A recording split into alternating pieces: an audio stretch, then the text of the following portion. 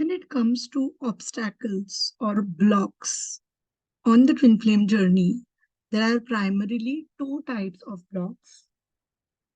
The first one is the mental or emotional block, and the second one is a karmic block. Apart from them, of course, there are other blocks, for instance, not taking action, but we'll come to that later. Let us first talk about the first two blocks. The first block is the mental or emotional block.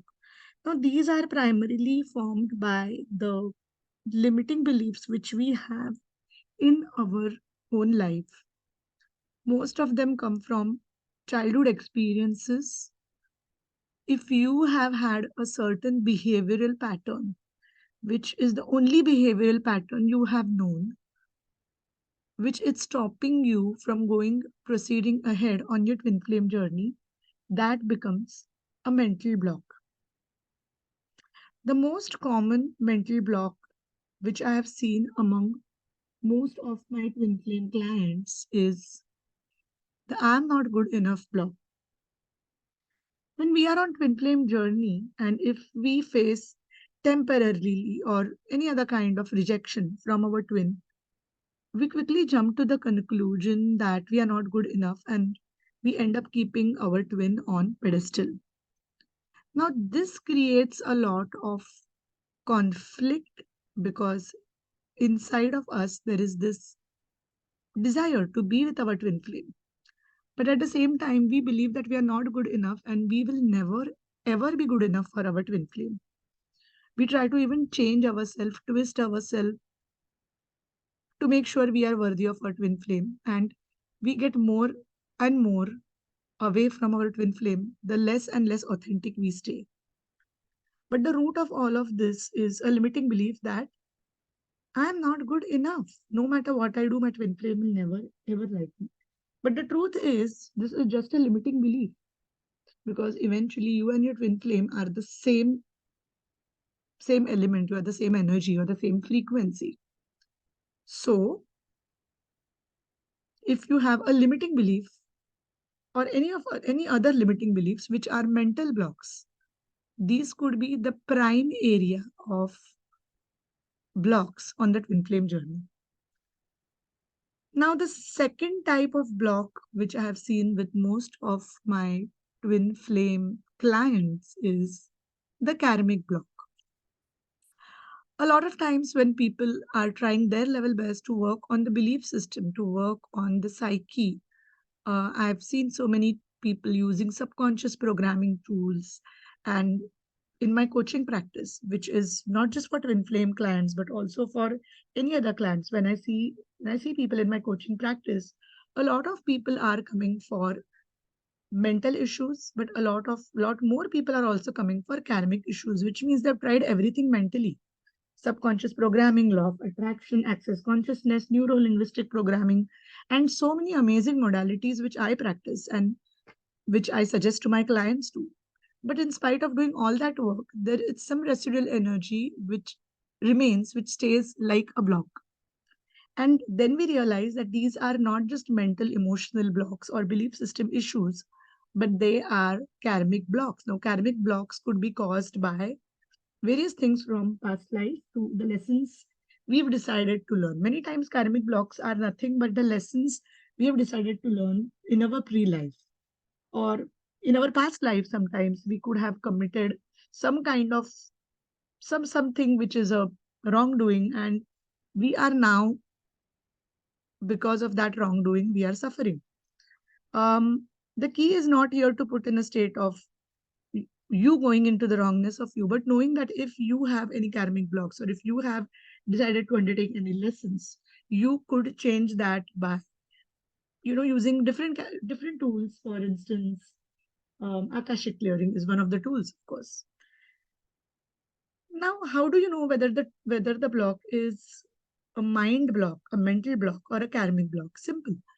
Mental blocks can be healed, and once the mental blocks are healed, we often start seeing results. We start seeing results. So, for instance, on my own journey, I started using a lot of tools, techniques on the mental blocks to heal the mental blocks, and I started seeing abundance in so many areas of my life. Now, In spite of using the tools on the mental plane, sometimes things still don't change, and that's where you know you have a karmic block. And to clear a karmic block, you need to use the tools to clear a karmic block. You cannot use mental block healing techniques to clear a karmic block. Now, apart from these two, there is also a third thing which can act as a block, and I would put all of this into miscellaneous or others.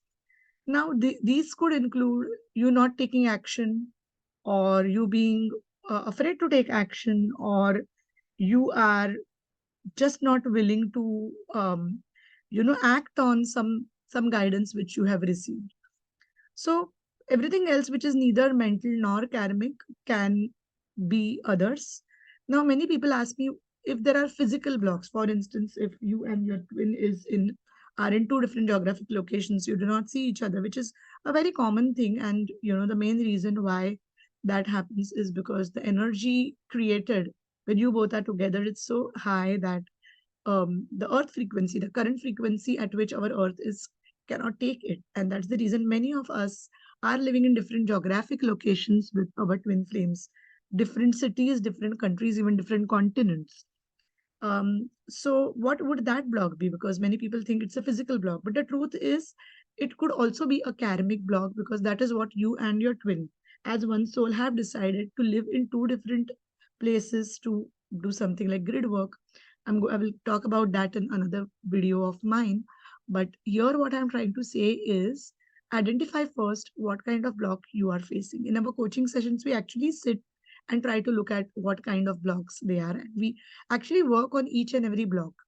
Now, there are different tools which I use in my coaching practice, whether it is a twin flame coaching or whether it is a general coaching for people. I use two kinds of tools. One is, of course, the mental tools for healing the mental blocks. Now, these could include subconscious programming, series of coaching questions, cognitive behavior therapy, neuro-linguistic programming, access consciousness, and so on. Now, these tools work at mind level and they are amazing. They can really create shifts in mind, and you will start feeling very free. The second category, however, the karmic blockages, is where most people feel stuck because they feel it's not in their hand. That's not the case with a lot of spiritual tools. The karmic blockages can be healed too. So we use tools like, say, Akashic healing, multidimensional healing, intergalactic healing, or even techniques like light language and light code healing. Now, they help you to deal with the karmic blockages. And other than that, of course, you have to take action. Now, there is also a balance between taking action, which means you're not in the, in the chasing, you're not on a chasing spree. You make sure you take action when you're divinely guided and aligned. And also, so when you talk about the second category, that is the karmic um, blocks and the karmic blocks to be healed, what happens is after healing karmic blocks too, you might feel some areas of life will again come up, because it's healing is like peeling layers of onion. It's not a linear process.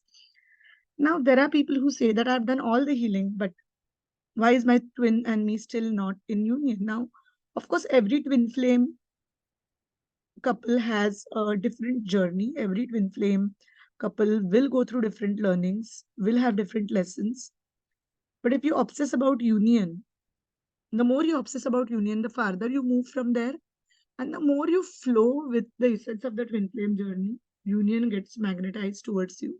So do not keep union your objective. Just keep healing the blocks, stay happy, stay free, and keep acting on a life purpose. And in no time, you and your twin will be physically together. This is Twin Flame Union Gateway. I hope this audio makes a difference to your life. And the place where I am currently, it's thundering and lightning, and I feel that this is almost like the energies are pouring out love and light. Thank you very much.